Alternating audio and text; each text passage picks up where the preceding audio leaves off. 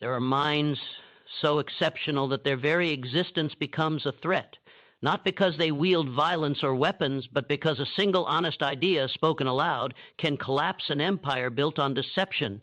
In 1838, a 20-year-old enslaved man fled Maryland with nothing but the clothes he wore and an intellect that would soon unsettle an entire nation. Within 10 years, his words were being read by millions across 3 continents. Presidents sought his advice, then recoiled from his influence. Newspapers branded him a fraud, a liar, an impossibility that could not be real. Because if his words were true, if a man born in chains could command language, philosophy, and rhetoric more powerfully than Harvard graduates, more convincingly than senators, more brilliantly than the very men who claimed his inferiority as scientific fact, then America's story about human nature, civilization, and the so-called natural order was not a misunderstanding. It was a deliberate lie.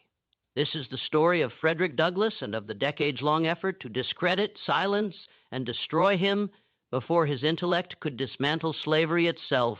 Before we continue, if you're drawn to stories of extraordinary individuals who defied impossible odds and reshaped history through sheer force of will, subscribe and turn on notifications.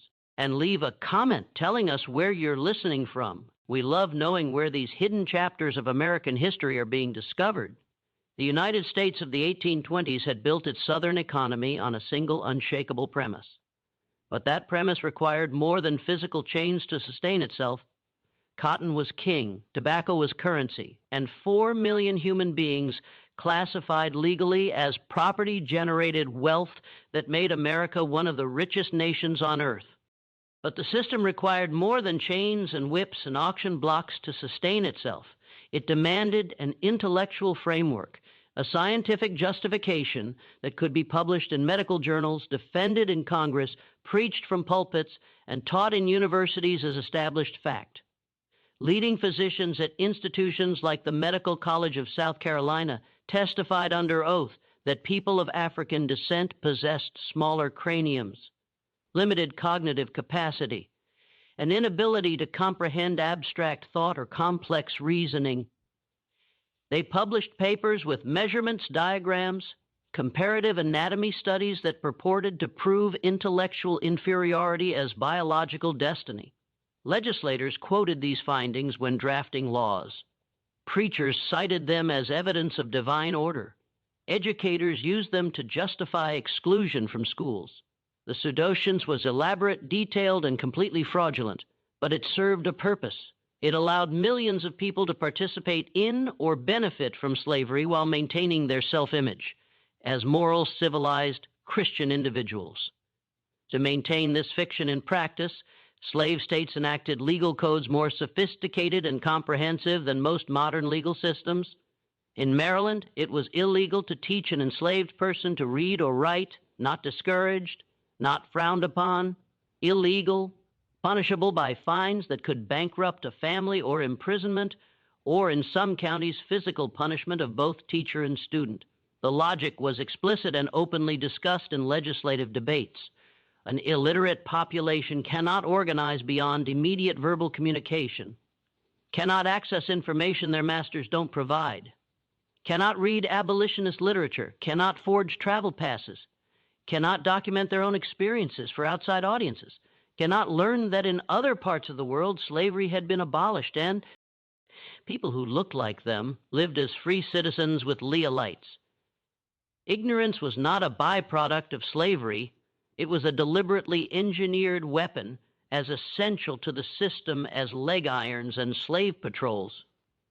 In February 1818, in Tolbert County, Maryland, on the eastern shore where the Chesapeake Bay meets a landscape of tobacco fields and pine forests, a child was born in a slave cabin on the plantation of Aaron Anthony. The cabin had a dirt floor, gaps between the wooden planks that let in winter wind, and a single fireplace that provided insufficient heat for the Maryland cold. The mother, Harriet Bailey, was a field hand who'd been hired out to a neighboring plantation 12 miles away. Under Maryland law, she remained the property of Aaron Anthony, as did any children she bore. She was allowed to see her infant only during brief nighttime visits, walking 12 miles after her field labor ended at dusk, holding the baby for a few hours in the dark cabin, then walking 12 miles back before dawn to avoid the overseer's lash for tardiness. The child was named Frederick Augustus Washington Bailey. He would never know his exact birth date. Slave births were not recorded with the precision given to livestock, though ironically the pedigree of horses on the same plantation was documented in leather-bound books with dates, times, and lineage traced back generations. He would never receive formal acknowledgement of his father's identity, though whispered conversations among the enslaved community suggested Aaron Anthony himself, a common occurrence that served the dual purpose of increasing the master's property and demonstrating his absolute power over the bodies of enslaved women. These absences, no birth certificate, no father's name, no family history, were not accidental oversights.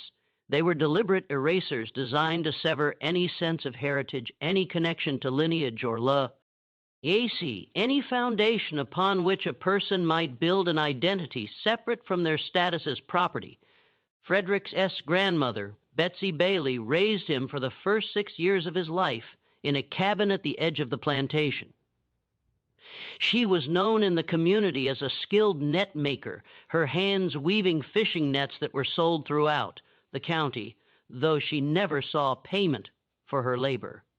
She told Frederick stories in the evenings, fragments of family history, names of relatives he would never meet, memories of a time before she was enslaved.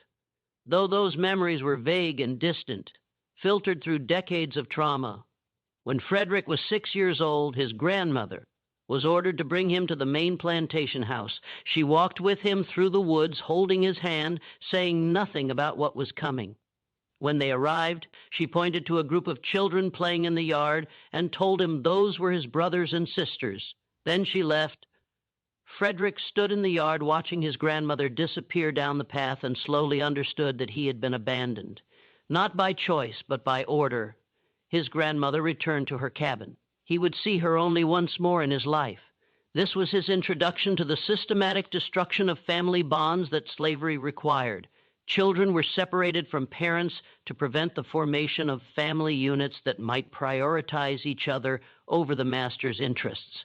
The psychological impact was calculated. A child with no stable family attachment, no sense of belonging, would be easier to control, less likely to risk escape, more dependent on the master's approval for any sense of security.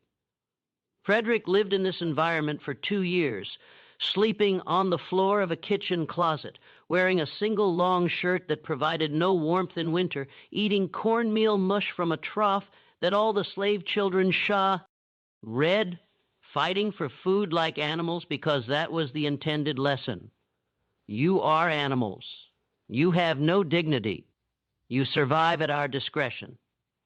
His mother, Harriet Bailey, made the 12-mile walk to see him perhaps 4 or 5 times during those years.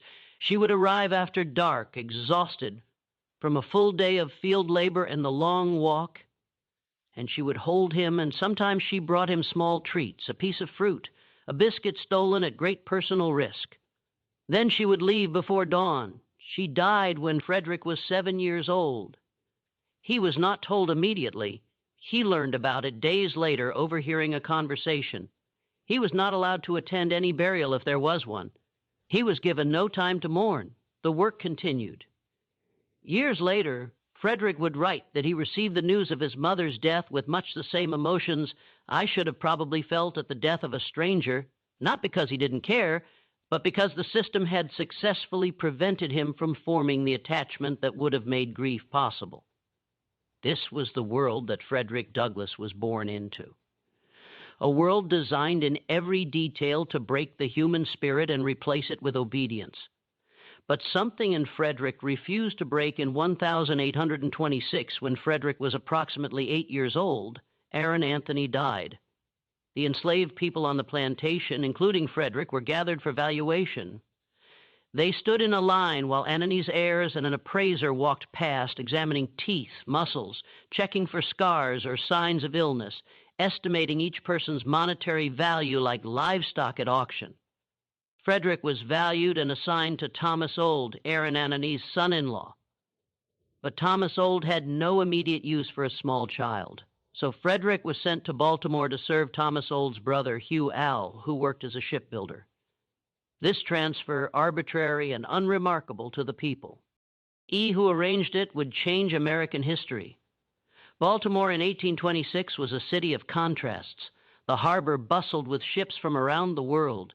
Factories produced goods for national markets. A substantial free black community lived in specific neighborhoods, working as laborers, craftsmen, domestic servants, existing in a precarious space between slavery and full citizenship. They could be kidnapped and sold south on fraudulent claims. They had no legal recourse if attacked, but they were free, and their existence proved that freedom was possible. Hugh Old lived in a modest house on Alice Street in Fells Point, the shipbuilding district. His wife, Sophia Old, had never owned slaves before. She had worked as a weaver before marriage, a working-class woman unfamiliar with the protocols and psychological postures that slave ownership required. And this inexperience would crack open a door that the entire architecture of slavery was designed to keep sealed shut. Sophia Al made a mistake that would haunt slave owners across the South when they learned of it years later. She treated the 8-year-old boy as a human being. She smiled at him. She spoke to him with kindness. And when she sat in the evening reading the Bible, Frederick watched with obvious fascination, and she asked if he would like to learn his letters. He said yes. For several weeks, Sophia Old taught Frederick the alphabet. She showed him how letters formed sounds, how sounds formed words, how words carried meaning. She used the Bible as the textbook, pointing to passages, helping him sound out simple words. Frederick would later describe the sensation of understanding written language as awakening from a long darkness into light. Each word was a tool. Each sentence was a key to a door he hadn't known existed. The marks on paper, which had seemed like meaningless scratches, suddenly resolved into meaning, into ideas, into access to a world beyond his immediate experience. He learned quickly with an intensity that surprised Sophia. Within weeks, he could read simple sentences. Then Hugh Old discovered what his wife was doing. The scene that followed would be recounted in detail decades later because Frederick was present, standing in the doorway, listening from the next room as Hugh Al explained to his wife the catastrophic error she had made. "If you give a slave an inch, he will take an ell," Hugh Al said, his voice tight with genuine fear, not anger. "Learning would spoil the best slave in the world. If you teach that boy how to read, there would be no keeping him. It would forever unfit him to be a slave. He would at once become unmanageable and of no value to his master. As to himself, it could do him no good, but a great deal of harm. It would make him discontented and unhappy." Sophia Old stood silent, absorbing this lesson in the psychology of oppression. Hugh Al continued, his words precise, articulating the unspoken logic that every slave owner understood. If he learns to read the Bible, it will put ideas into his head. He'll start thinking he's as good as white folks. He'll want to know why he's a slave. He'll become unfit for service. You'll ruin him. Sophia Old never taught Frederick another letter, but Frederick, standing in that doorway, 8 years old, had heard something more valuable than any lesson she could have provided. He had heard the master's terror. He had learned that literacy was the pathway from slavery to freedom. That knowledge was the one thing they feared above all else. That education was so dangerous to the system that it had to be forbidden by law and prevented by force. And if they feared it that much, that meant it held power. At 8 years old, standing in that doorway, Frederick Bailey made a decision that would alter American history. He would ask himself to read in secret, no matter the cost, no matter how long it took. Because if reading could make him unfit to be a slave, then reading would be his weapon. What followed was an education conducted in shadows and stolen moments, an intellectual heist that took years to complete, and required the kind of strategic thinking that supposedly enslaved people were incapable of possessing. Frederick befriended white children in the Baltimore streets, poor boys from working-class families who attended public schools. He carried bread in his pockets, saved from his own meager rations, and he traded food for lessons. 10 minutes here, 15 minutes there, a child teaching another child the shape of letters, scratched in dirt with a stick, the sound of syllables, the meaning of words. The boys didn't see themselves as breaking the law. They were just helping a friend, earning a piece of bread. But each lesson was a crime, and if discovered, could result in severe punishment for all involved. Frederick found a discarded copy of the Columbian Orator, a collection of speeches and essays used in schools to teach rhetoric and public speaking. The book had been thrown away, its binding broken, some pages missing. Frederick hid it in the shipyard where Hugh Old worked, tucking it between timber planks, and he read it by candlelight in stolen moments, memorizing passages about liberty, natural rights, the evil of tyranny. The book contained a dialogue between a master and a slave written as a rhetorical exercise.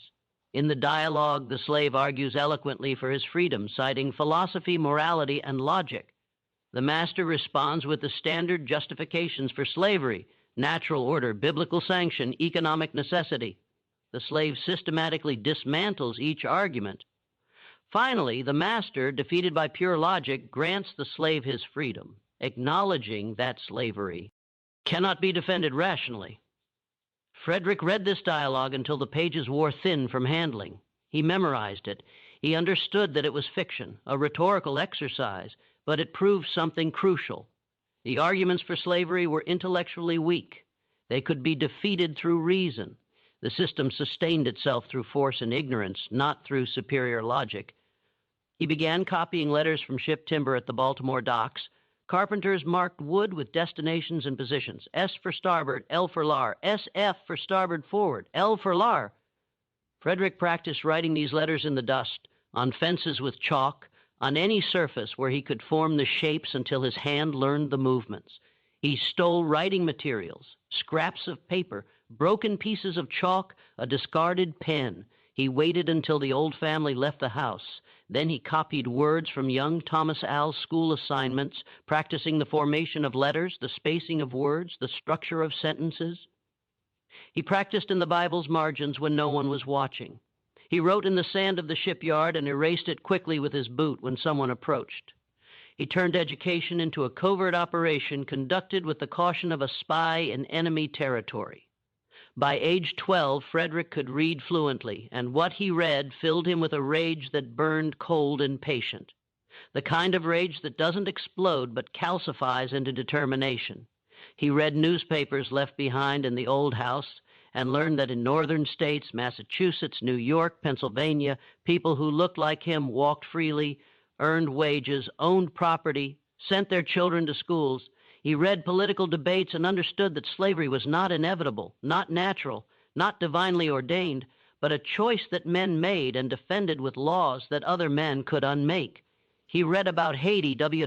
Here, enslaved people had revolted and won their freedom, establishing an independent nation that terrified slave owners across the Americas because it proved that rebellion could succeed, he read, and the psychological chains were broken even while the physical ones remained. But reading also brought a new kind of suffering. Ignorance had provided a certain protection, a limitation of imagination that made the present bearable, because he couldn't fully conceive of alternatives. Now he could imagine freedom, could understand exactly what was being stolen from him, could measure the gap between what his life was and what it could be. Hugh Old had been right.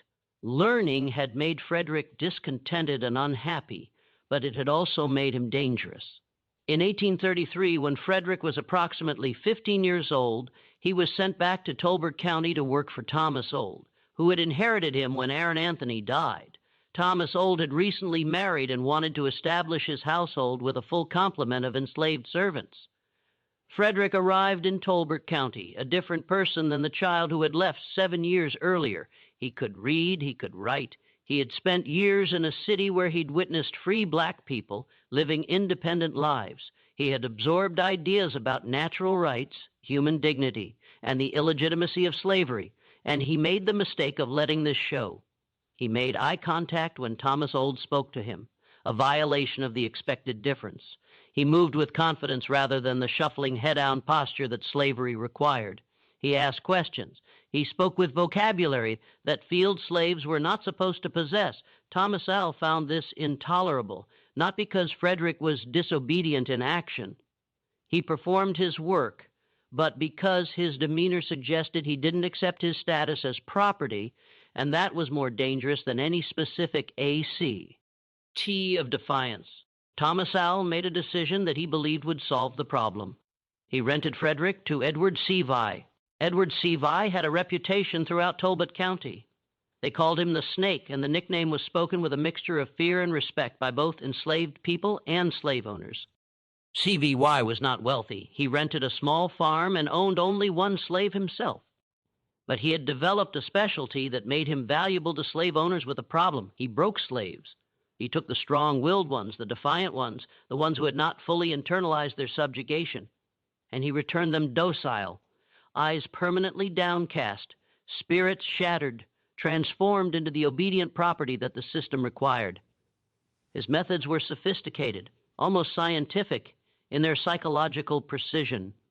CVY would appear without warning, hiding in cornrows, concealing himself behind buildings, emerging suddenly to catch slaves resting for even a moment, then delivering punishment.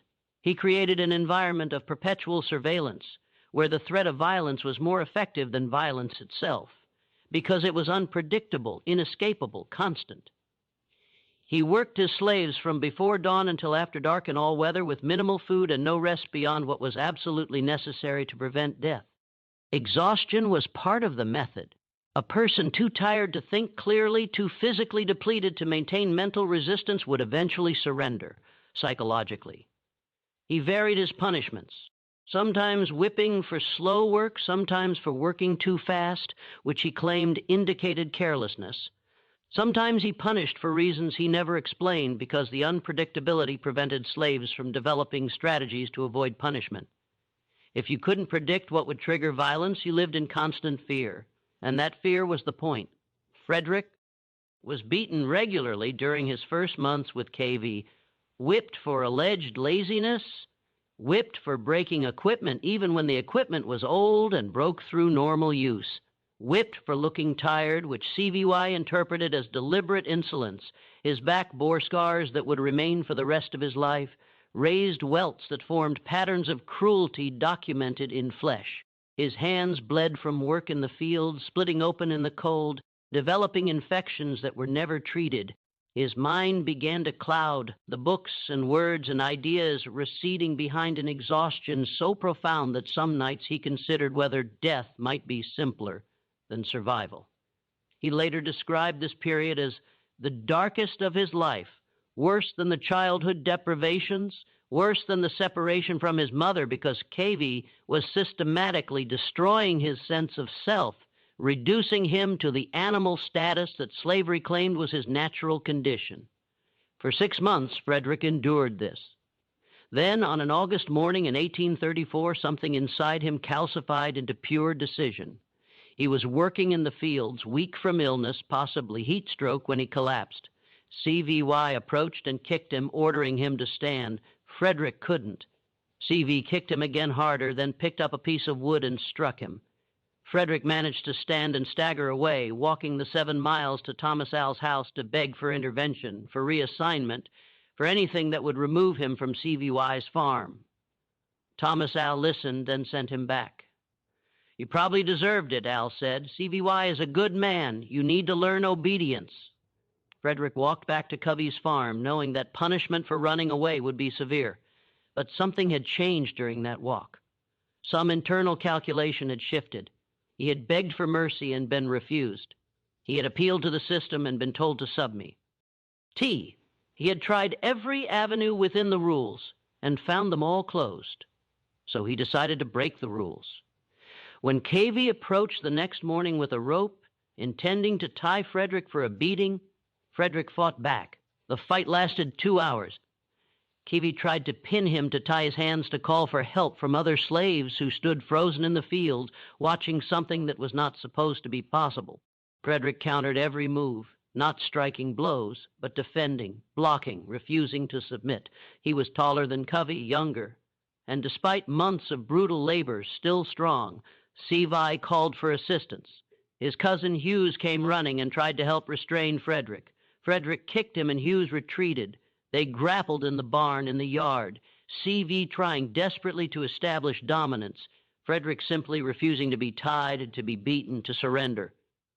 Finally, Sevi stepped back, breathing hard, his clothes torn, his face showing something Frederick had never seen before in a white man's eyes when looking at a slave: uncertainty.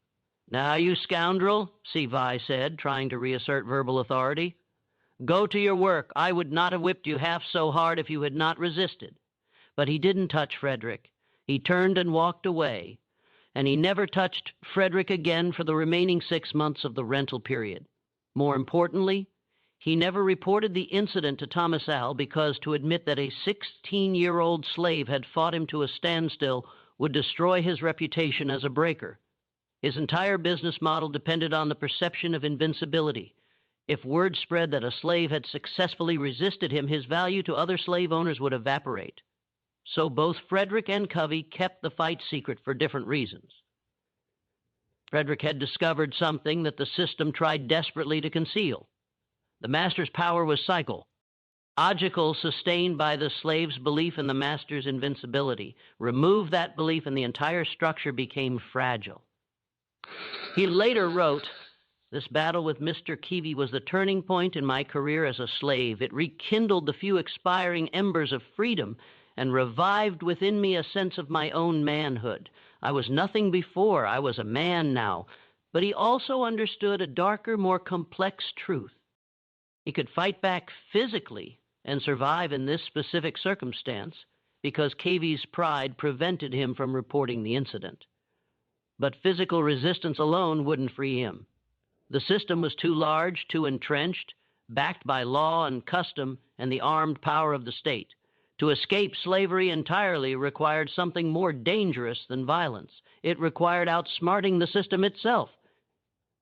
After the year with CVY ended, Frederick was hired out to William Freeland, a farmer who, while still a slave owner, was comparatively less brutal.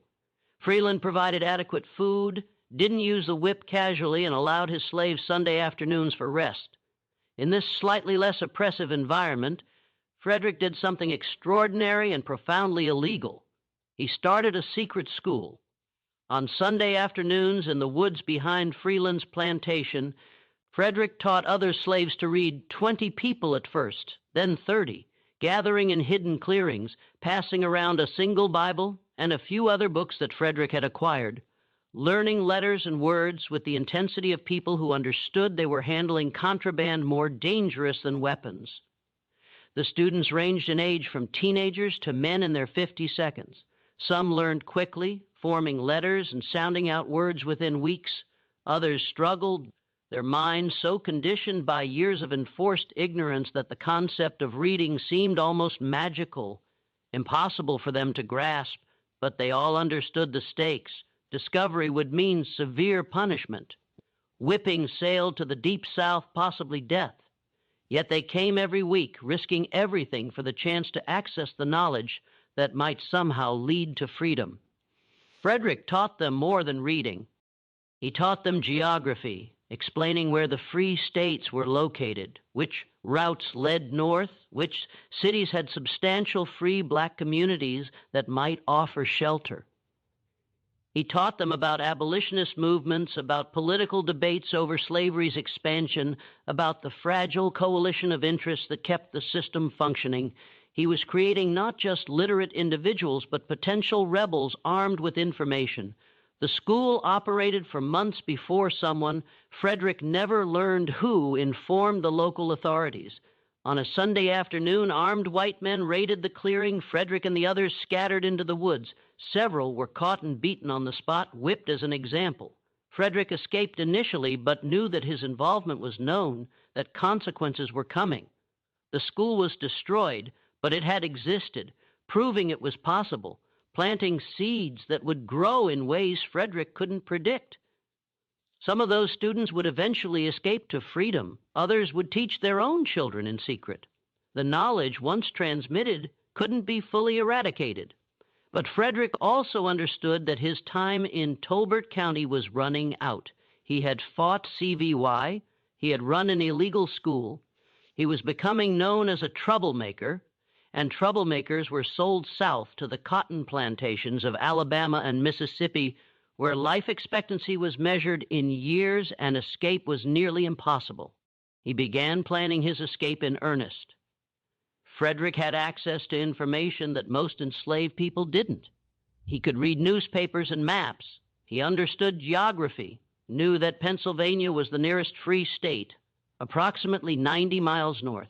He knew that slave catchers patrolled the roads, that free black people were frequently kidnapped and sold south on fraudulent claims that the journey would be extraordinarily dangerous. But he also knew that staying meant eventual sale to the Deep South, which was a slower death sentence.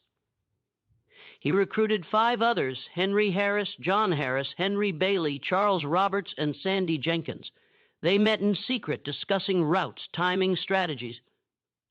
Frederick forged travel passes, teaching himself to replicate the handwriting of masters, creating documents that would allow them to move through Maryland, claiming they had permission to travel to Baltimore for Easter celebrations. The forgeries had to be perfect. The right paper, the right ink, the right phrasing that a master would use, the right signatures. He practiced for weeks, copying and recopying until the documents looked authentic. The plan was to travel together on Easter weekend when roads would be busy with travelers and their movement might attract less attention. They would follow back roads toward Baltimore, then continue north to Pennsylvania. Once across the border, they would scatter, making their way separately to different cities to avoid capture as a group. The night before Easter 1836, they gathered one final time to review the plan. Someone betrayed them. Frederick never learned who. Perhaps one of the 5 lost his nerve and confessed to his master, hoping for leniency. Perhaps someone outside the group had overheard their planning. Perhaps a white person had noticed their secret meetings and reported suspicious activity. But the next morning, before they could leave, white patrollers arrived at Freeland's farm with a warrant for their arrest. Frederick and the others were seized, bound, and marched to the county jail in Easton. The forged passes were discovered and confiscated as evidence. They were interrogated, threatened, told they would be sold to the Deep South as punishment, a fate that everyone understood was worse than death. Given the brutal conditions of company, ton plantations where slaves were worked to death and replaced with new purchases, Frederick was certain his life, as he knew it, was over. He would be sold away, disappearing into the vast machinery of Deep South slavery, where his literacy and his plans and his dreams of freedom would mean nothing. He would die in a cotton field, his body used up and discarded, his name forgotten. The other men were eventually released back to their masters with severe whippings, but Frederick, identified as the ringleader, remained in jail for a week, waiting to learn his fate. Then Thomas Al arrived and made a decision that never fully made sense to Frederick. Instead of selling him south, Al sent him back to Baltimore, back to Hugh Al, with instructions to learn a trade in the shipyards. This decision was inexplicable. Frederick had attempted escape, had forged documents, had recruited others, had demonstrated that he was exactly the kind of dangerous, intelligent slave that the system most feared. The logical response was to sell him as far south as possible, to remove him from Maryland, where his connections and knowledge made him a continuing threat. But Thomas Old didn't do that. Perhaps he feared that selling such a valuable, skilled slave would incur financial loss. Frederick was young, strong, intelligent, potentially worth significant money if properly managed. Perhaps he worried that Frederick, if sold to the brutal Deep South, would eventually speak of his connections to the old family, creating scandal or legal complications. Perhaps he calculated that the shipyards of Baltimore, under Hugh Old's supervision, would keep Frederick too busy to plan rebellion. Or perhaps Thomas Old, despite everything, possessed a sliver of human recognition that this young man was different, extraordinary even, and selling him felt uncomfortably close to murder. Whatever the reason, Fredder. Ick returned to Baltimore in April 1837. 19 years old, literate, strategically patient, carrying the knowledge that his first escape attempt had failed because of betrayal, because he had trusted too many people, because the plan had been too complex. He would not make those mistakes again. Baltimore in 1837 was a city transformed by industry and tension. The shipyards employed thousands of workers, both free and enslaved, building vessels for trade routes that stretched across the Atlantic. The city's free black community had grown, creating neighborhoods where people of African descent lived, worked, and built institutions, churches, mutual aid societies, social clubs that provided support networks, and quietly assistance to fugitive slaves. Frederick was hired out to work in the shipyards, learning the trade of ship corking, sealing the seams between planks with oakum and pitch to make vessels watertight. It was skilled labor, physically demanding, requiring precision and experience. Frederick learned quickly, working alongside both enslaved and free black culkers, and it was in this environment at a social gathering for free black people in East Baltimore that he met Anna Murray. Anna was approximately 25 years old, 5 years older than Frederick. She had been born free in Denton, Maryland, the 8th child of formerly enslaved parents who had been manumitted. She worked as a domestic servant for a wealthy Baltimore family, earning wages that she saved with careful discipline. She was literate, connected to the free black communities' networks, and aware of the underground systems that helped fugitive slaves escape north. They met at a meeting of the East Baltimore Mental Improvement Society, a social and educational organization for free black people. Frederick attended occasionally, drawn by the discussions of literature, politics, and current events. Anna noticed him immediately, tall, articulate, carrying himself with a confidence unusual for an enslaved person. They began talking carefully at first because relationships between enslaved and free black people carried risks. If discovered, Anna could be accused of helping a slave escape, a crime punishable by imprisonment and fines. Frederick could be punished for associating with free black people, which masters feared would give enslaved people dangerous ideas about freedom. But they continued meeting in public spaces where their conversations could appear casual, discussing the future in coded language that bystanders would not understand. Anna had access to information, the movements of trains, the schedules of steamboats, the shifts of patrollers, the names of sympathetic conductors who might look the other way if paperwork seemed legitimate. She knew which free black seamen traveled regularly between Baltimore and Philadelphia, which ones might be willing to lend identification papers for a price or a favor. Frederick had intelligence, the ability to forge documents, and the desperation that made risk irrelevant. They discussed marriage, understanding that it would have to wait until Frederick was free. Marrying while enslaved was legally meaningless. Slave marriages had no legal standing, could be dissolved at a master's whim, provided no protection against separation or sale. But they made a commitment to each other, and Anna began helping Frederick plan his escape with the understanding that if he succeeded, she would join him in the North and they would marry as free people. The plan they developed was insane in its audacity and simplicity. Frederick would disguise himself as a free black sailor and travel by train from Baltimore to Wilmington, Delaware, then by steamboat to Philadelphia, then by train to New York. He would carry identification papers borrowed from a free black seaman, documents that described the bearer in general terms that could fit many people. The plan relied on speed, confidence, and luck. If a conductor examined the papers closely, if he asked detailed questions about seamanship that Frederick couldn't answer convincingly, if any passenger recognized him, if slave catchers happened to be checking that particular train, he would be arrested and returned to slavery with punishment that might include sail south or maiming to prevent future escape attempts. But staying in Baltimore meant eventual sale anyway. Thomas Old had made clear that Frederick's presence was temporary, that he would eventually be brought back to Tolbert County or sold to settle debts. The risk of escape and the risk of staying were both potentially fatal, but only escape offered the possibility of freedom. Anna used her savings to purchase a sailor's uniform, wide-brimmed hat, red shirt, black cravat, the distinctive clothing that marked merchant seamen. She arranged for Frederick to borrow free papers from a black seaman she knew, a man willing to lend his identification documents for a day, understanding the risk he was taking. If Frederick was caught with those papers, the seaman could be accused of aiding a fugitive losing his own freedom. They chose September 3rd, 1838, a Monday morning when trains would be busy with travelers returning from weekend visits, when Frederick's presence might attract less scrutiny. Frederick put on the sailor's uniform that Anna had hidden for him. He carried a small bundle that looked like a sailor's belongings. He had the borrowed identification papers in his pocket, and he walked to the train station, his heart a percussion that he forced himself to control because panic shows in the hands, in the eyes, in the voice, and any sign of fear would draw attention. The Baltimore and Ohio Railroad station was crowded with travelers.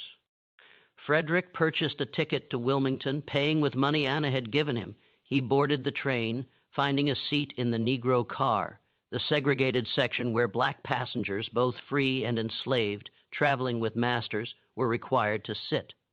The train departed.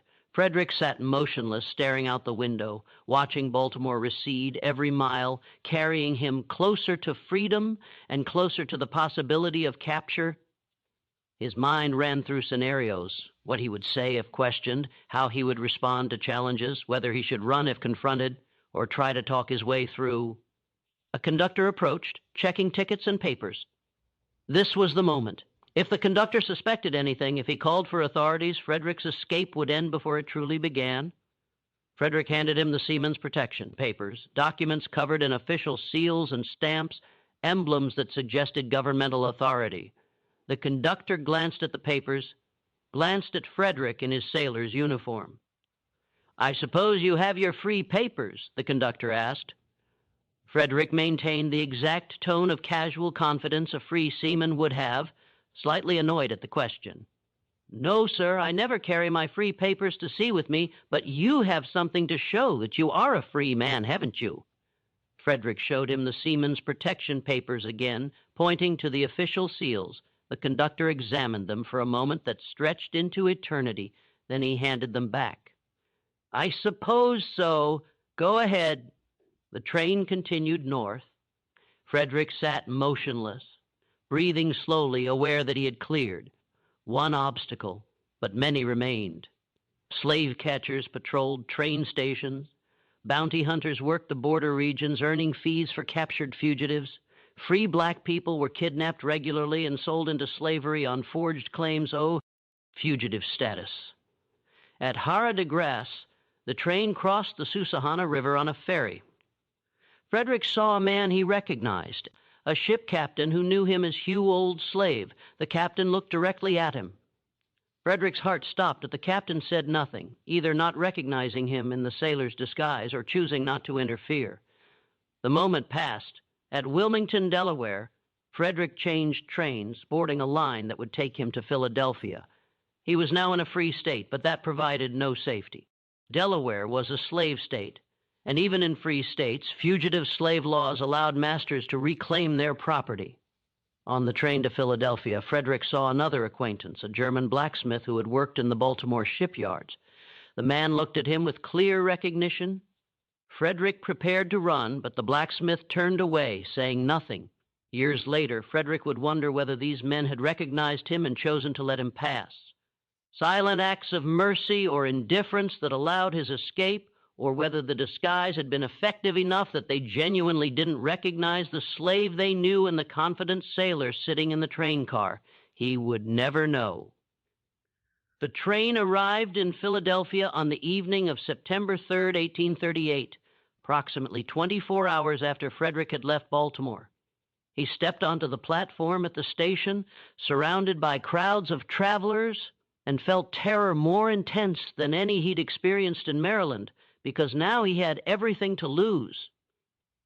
In Maryland, he had been property subject to violence and control, but in a strange way, that status had provided a kind of certainty. He knew the rules, knew the dangers, knew what to expect.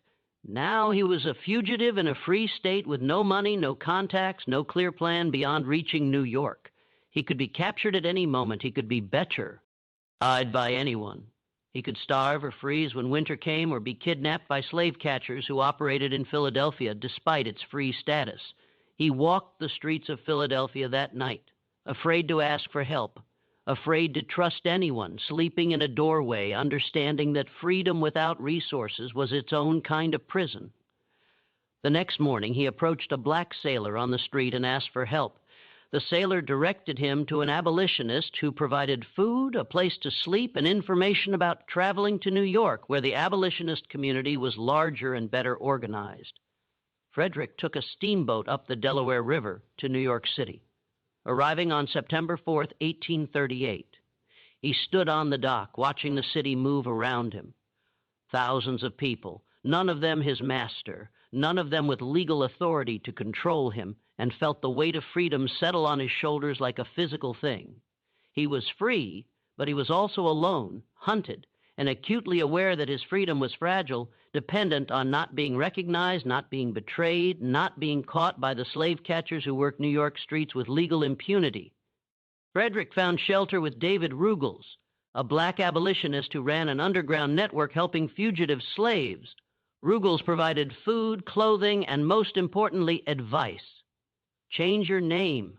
Don't tell anyone where you came from, trust no one completely, and get out of New York as quickly as possible because the city was full of slave catchers and informants. Frederick sent word to Anna Murray in Baltimore using coded language in a letter delivered through the abolitionist network. Anna received the message, quit her job, gathered her savings, and traveled to New York, arriving 11 days after Frederick. They were married on September 15, 1838, in a brief ceremony performed by Reverend James W.C. Pennington. On himself, a fugitive slave from Maryland. The marriage was legal, recognized by the state, a status that had been impossible in Maryland.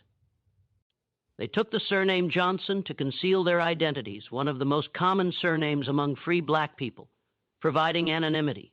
David Ruggles advised them to move to New Bedford, Massachusetts, a whaling city with a substantial free black community and a culture of resistance to slavery. New Bedford's economy depended on whaling, which required diverse crews willing to spend years at sea, creating an environment where black men, both free and fugitive, could find work with fewer questions asked about their origins. Frederick and Anna traveled to New Bedford, arriving with almost no money and no contacts. They stayed briefly with Nathan Johnson, a black abolitionist, who suggested they change their surname again. Johnson was too common, too easily confused, providing insufficient distinction if slave catchers came searching.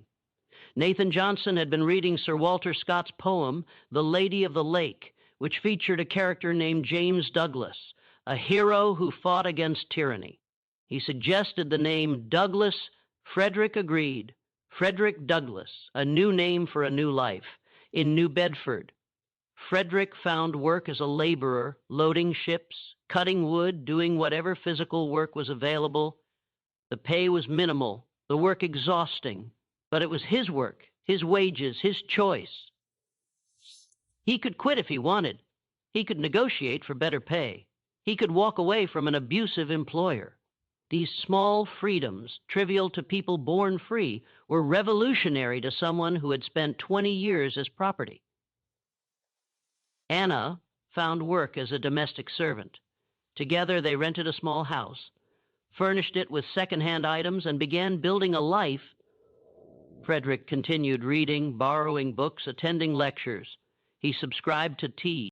He Liberator, William Lloyd Garrison's abolitionist newspaper, reading each issue cover to cover, absorbing arguments against slavery, learning the language and strategies of the abolitionist movement. He began attending meetings of the New Bedford Anti-Slavery Society, sitting in the back, listening to speakers, some eloquent, some passionate, but unpolished, all dedicated to the cause of ending slavery. And he began to understand that his experience, his story, his voice might be valuable to the movement. In August 1841, Frederick attended an abolitionist convention in Nantucket, a gathering of activists from across New England. He went as an observer, not intending to speak, still cautious about drawing attention to himself as a fugitive.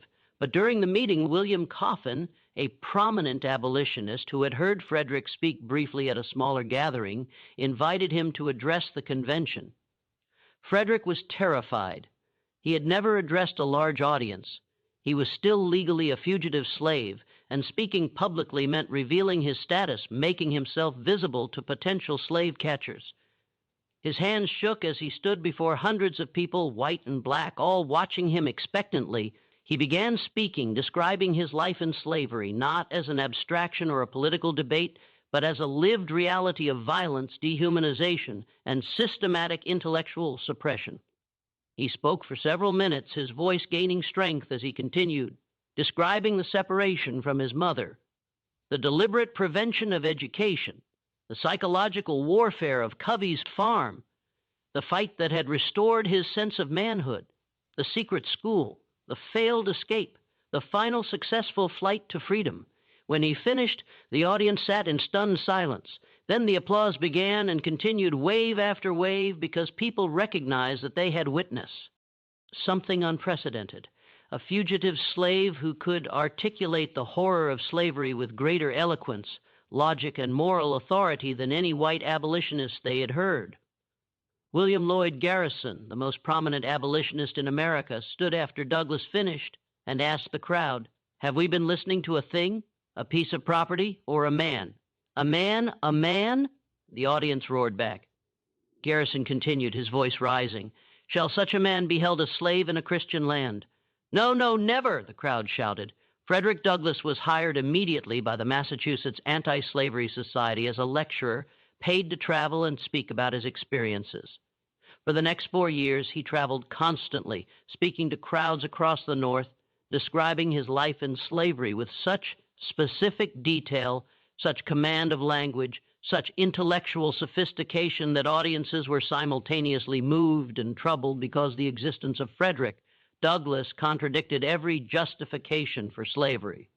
The pseudoscientific claims about intellectual inferiority, the religious arguments about natural order, the economic arguments about necessary labor, all of these collapsed when confronted with a man who had been born in chains and had taught himself to read, write, and speak with eloquence that rivaled the greatest orators in American history, and that made him extraordinarily dangerous. By 1845, Douglass had become famous throughout the North. Crowds of thousands attended his lectures. Newspapers reviewed his speeches, some praising his eloquence, others expressing discomfort at his directness, his refusal to soften the brutality of slavery, to make white audiences comfortable. But this fame carried a lethal risk.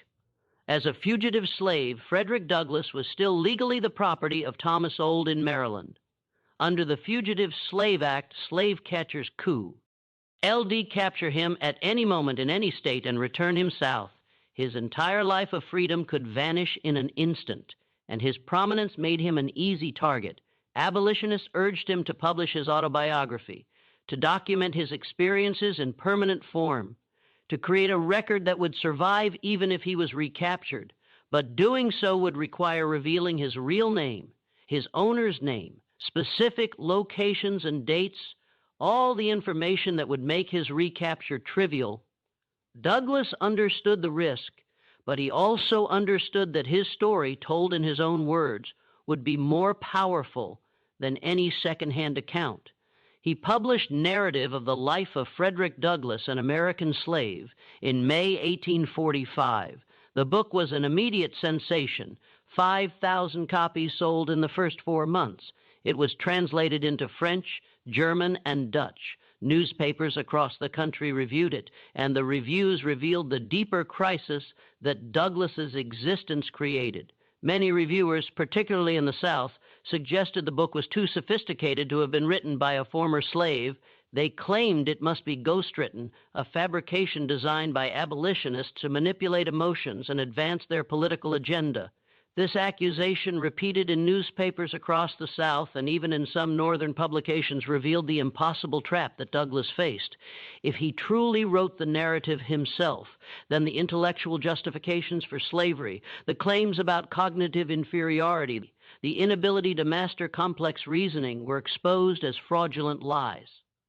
But acknowledging his authorship meant admitting that a black man could achieve literary excellence that most white Americans could not match, which contradicted fundamental assumptions about racial hierarchy that the entire society was built upon. So newspapers did something more insidious than simply denying his authorship.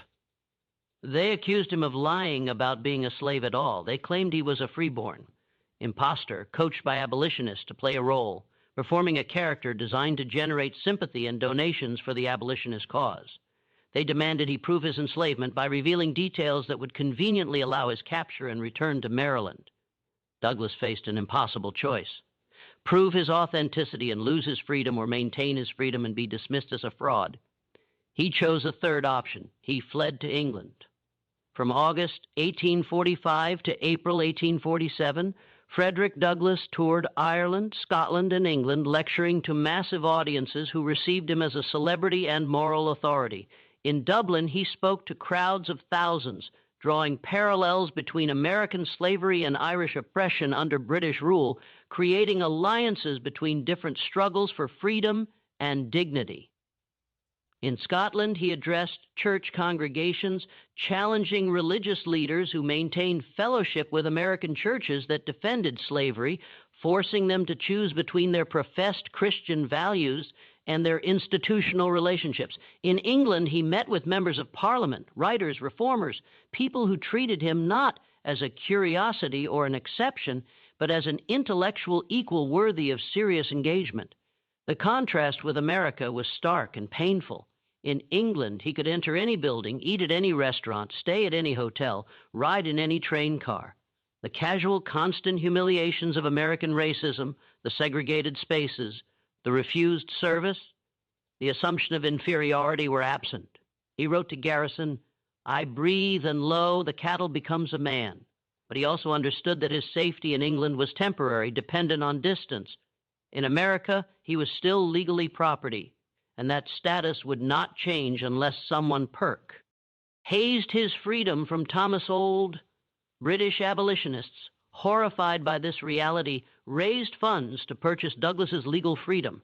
They negotiated with Thomas Old through intermediaries, eventually paying $711.66, approximately $25,000 in modern currency, to manuate Frederick Douglass, officially providing legal documentation that he was no longer property. Some abolitionists, including Garrison, opposed this purchase, arguing that it legitimized slavery by acknowledging that human beings could be bought and sold. They believed Douglass should remain a fugitive as a moral statement, but Douglass was pragmatic. Legal freedom meant he could return to America without fear of capture, could travel openly, could continue his work without constantly looking over his shoulder for slave catchers. The manumission papers were finalized in December 1846. Frederick Douglass was legally free. But during those years abroad, Douglass had begun formulating ideas that would place him in conflict not just with slave owners, but with his own abolitionist allies. Most white abolitionists, including Garrison, opposed violence. They advocated moral persuasion, believing slavery would end through ethical awakening, through convincing slave owners that slavery was wrong and convincing Northern voters to support anti-slavery politicians. Douglass had lived in slavery. He had fought Edward Seavey. He understood that masters did not release power because of eloquent arguments or moral appeals. He began suggesting publicly that enslaved people had the right to use violence to secure their freedom, that slave rebellions were justified, that the system would not end through persuasion alone. He argued for political engagement, for forming alliances with anti-slavery politicians, even if they weren't perfect abolitionists, for strategic action beyond moral appeals. These positions put him at odds with Garrison, who believed that the U.S. Constitution was a pro-slavery document that should be rejected, that political engagement was collaboration with evil, that only moral and separation from slave states would end slavery. When Douglass returned to America in April 1847, he moved to Rochester, New York, and announced he would start his own newspaper, the North Star. This decision fractured his relationship with Garrison, who saw it as competition and betrayal. Garrison's newspaper, The Liberator, was the primary abolitionist publication, and he believed that starting a competing paper would divide the movement and dilute its message. But Douglass had recognized a deeper truth. Even among abolitionists, even among people dedicated to ending slavery, white allies expected black people to remain supporting characters in their own liberation story. They wanted Douglass to speak at their events, to provide testimony, to be the authentic voice of slavery's brutality, but they didn't want him to lead, to set strategy, to challenge their assumptions. By creating his own newspaper, Douglass controlled the narrative. And the articles he published in the North Star were extraordinary, not just in their content, but in their intellectual sophistication. He wrote about political philosophy, constitutional law, international relations, women's rights, economic theory, all with a command that made it impossible to dismiss him as a single-issue activist or a token voice. He became dangerous in a new way, not just as a symbol of slavery's brutality, but as an intellectual force who could outthink, outwrite, and outdebate the most educated men in America. In 1852, the Rochester Ladies' Anti-Slavery Society invited Douglass to speak at their 4th of July celebration. He accepted and delivered a speech titled, "What to the Slave is the 4th of July?" The address is considered one of the greatest oration in American history. A rhetorical masterpiece that used irony, moral force, and devastating logic to dismantle national mythology. Douglass began by acknowledging the significance of July 4th, 1776, praising the courage of the founding fathers who declared independence from Britain. He spoke eloquently about the principles of liberty and equality articulated in the Declaration of Independence. Then he pivoted. "Fellow citizens, pardon me, allow me to ask, why am I called upon to speak here today? What have I or those I represent to do with your national independence? Are the great principles of political freedom and of natural justice embodied in that Declaration of Independence extended to us?" The audience shifted uncomfortably. "What to the American slave is your 4th of July?" Douglass asked, his voice rising. "I answer, a day that reveals to him more than all other days in the year the gross injustice and cruelty to which he is the constant victim. To him your celebration is a sham, your boasted liberty, an unholy license, your national greatness swelling vanity.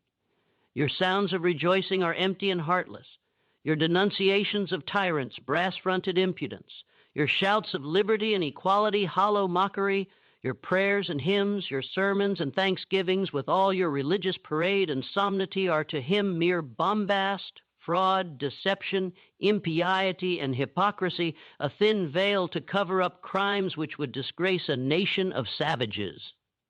The audience sat in silence as Douglass systematically destroyed every comfortable narrative about American freedom, while 4 million people remained in bondage. He spoke for over an hour, his voice never wavering, his logic relentless. He described slavery's brutality in detail, forcing the audience to confront what they preferred to ignore.